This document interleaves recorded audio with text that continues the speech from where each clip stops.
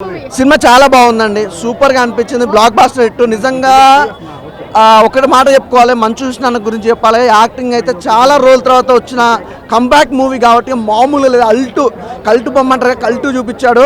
అసలు background music కానీ, RR కానీ, ప్రొడక్షన్ వాల్యూస్ కానీ అసలు ఎలాగున్నాయి అంటే అసలు ఎవరు ఎక్స్పెక్ట్ చేసిన దానికంటే 10 ఇంతలు ఎక్కువగా ఉంది సినిమా.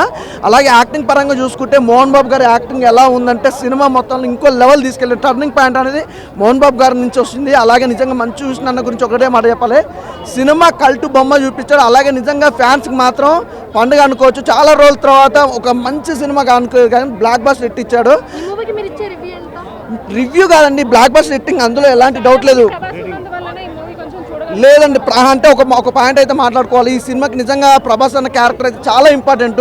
నిజంగా అదే క్యారెక్టర్ నిజంగా మంచు విష్ణు సెలెక్ట్ చేసుకొని ప్రభాస్ గారు యాక్ట్ చేయడం ఈ సినిమాకి ఇంకో లెవెల్ అనుకోవచ్చు.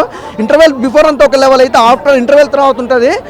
సినిమా గురించి చెప్పాలనుకుంటే ఇలాంటి సినిమాలు చాలా తక్కువ, ఇంకొక 10 సంవత్సరాల వరకు ఇదే సినిమా గురించి మాట్లాడుకుంటారు. కన్నప్ప గురించి మూవీ రిలీజ్ అవ్వక ముందు మంచు విష్ణు గారు ఓవర్ హైప్ చేశారు ఈ మూవీ గురించి.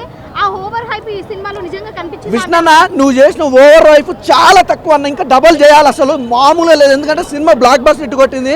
మీరు చేసిన ప్రమోషన్లకి దీనికి అసలు సంబంధాలు చాలా తక్కువ చేసిన అనిపించింది.